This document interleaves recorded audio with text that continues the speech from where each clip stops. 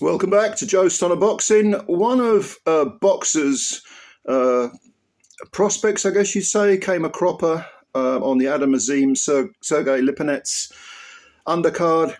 This is a Sky Sports, Sky Boxing broadcast. And that guy was Scott Forrest, who was undefeated in 7, and he faced a Moldovan fighter, doesn't speak any English, based in Britain. His name is AUREL IGNAT. Now, I do not know anything about AUREL IGNAT. I don't think I've ever seen Scott Forrest before. I might have seen him once, but I can't remember because he's only fought, journeyman. But these were two undefeated guys coming together. I mean, IGNAT's quality of his opposition is worse than Scott Forrest's. And that's saying something, because they both had this step up against each other, and I have no objection whatsoever to two undefeated fighters clashing early on in their careers. As I've said 100 times before, I couldn't give a monkey's about defeats. They only affect you negatively. I mean, obviously they're a step back, but they only affect you negatively long term if you let them. So yes, no problem.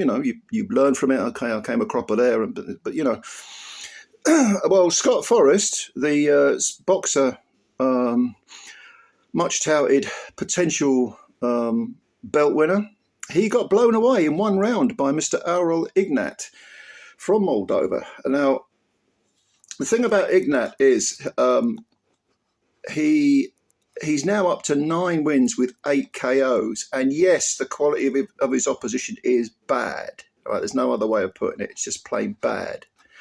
And in fact, he had an April fight scheduled, but he got this opportunity to step in and face Forrest at 3 weeks' notice. And of course, you can say, it's the same for Forrest. I don't hold with this idea, well, it was a late replacement. Yeah, but it's a late replacement for both of you, isn't it? And Forrest himself, with 7 wins, 4 KOs, the opposition was very, very low. Real journeyman stuff, and not even a gatekeeper amongst them, not someone who's necessarily going to give them a lot of rounds. But so it was a jump up for both. Forrest he's a Scottish fella, but I think he lives in Latvia because his wife or his girlfriend is Latvian. They've got a couple of kids, but he was originally born in Johannesburg. That's what I read on BoxRec anyway. So he's a bit of a globetrotter, really, in a quiet sort of way. But he's 30. He's a 30-year-old guy. So 30 years old for a prospect with only 7 fights is quite advanced, quite a chronologically advanced age. Not many miles on the clock, of course. Whereas AUREL IGNAT is 29. So both these guys, you could almost say, even though it's early on in their careers, that this is a little bit of a sort of crossroads fight, a temporary, short-term crossroads thing. The guy who wins is going to take an undefeated scalp and move up. And the guy who loses, it's a step backwards. But I suppose if you look at their KO records, you could say, well, it's not that surprising that we had a knockout because they're both heavy-handed fellas. Okay, on paper. And just because you're knocking out low-level guys doesn't mean your power might not translate to something better, to better opponents. So AUREL IGNAT was the man who emerged victorious. And to be honest, there isn't a great deal to sort of talk about because the fight was over very quickly. It was over in a couple of minutes. But there was this very small sort of cameo after about a minute where they both stood centre ring and swapped big, fast, heavy punches with both hands. And I'm thinking, someone's going to go if they get clipped. And then, 10, 20 seconds later, whatever it was, suddenly IGNAT lands a big left hook that unhinges Forrest. And immediately IGNAT jumps on him. Now, this was impressive from IGNAT. Okay, very impressive. He didn't smother his work. He kept the distance well. Trusted the long punches because there's a tendency to sort of fall in and try and put maximum weight, if you like, into a punch. But no, he was quite content to leave that space, let his hands go. Very accurate. Okay, Forrest was a little bit on Queer Street, wobbling around. The referee had a look, let it carry on, and then Forrest he just wasn't doing couldn't really do anything. He ended up in the corner, or near the corner. Ignat weren't going to let him off the hook. Bang, bang, bang. There was nothing coming back, and the referee stepped in. Understandably so. You can't argue with that. It was a fair stoppage. And, of course, Forrest was pissed off, you know, as he would be. He's a fighting man. He wants to carry on. He's disappointed to be stopped in the first round.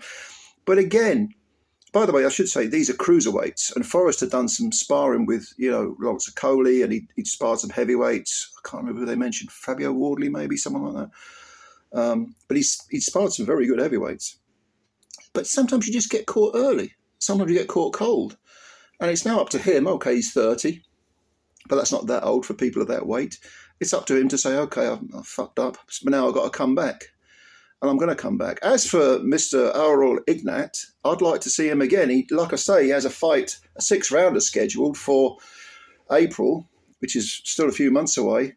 But after this victory, I think it's either going to go where people are going to think, you know, he's part of the Who Needs Him club, or someone's going to say, okay, he knocked out Forrest in 1 round. I'll come looking for you and I'll take your scalp this time. Or maybe there'll be a rematch between Forrest and IGNAT. I don't mind that at all.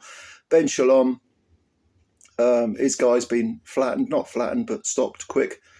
Okay, you know, it's now up to him to decide. Do I want to put him back in with IGNAT? Was it an aberration? Or do I want to put him in with, you know, some more journeyman? At 30, I don't see the point of that. You've got to assess the situation and see how Forrest takes the defeat, because he might be like, oh no, that shouldn't have happened. I didn't do myself justice. I've got to get back in there. Or his confidence may be damaged. It can go either way. But this was an interesting example of 2 undefeated fighters facing each other early in their careers, even despite their relatively advanced ages. And I want to see more of this. I want to see more guys putting those undefeated records on the line. I'm not interested in people cherry picking, or, you know, you sort of know the fights. You know who's going to win the fight after a couple of rounds or whatever, or even before the opening bell. You think, oh, so and so's easily going to win that. We don't want any of that. We want competitive fights, you know. And if Mr. IGNAT keeps winning. He don't even speak English, by the way, but you know what? He might not need to, because if he keeps winning, you never know, he might end up picking up a big promotional contract, and maybe on a Riyadh card. You just never know. Sometimes dreams come true. So well done to AUREL IGNAT. Commiserations to Scott Forrest. And yeah, go and have a look at this fight if you can find it. It's probably on YouTube somewhere. Everything that's ever been recorded in the history of the world is on YouTube. So, so it seems anyway. Anyway.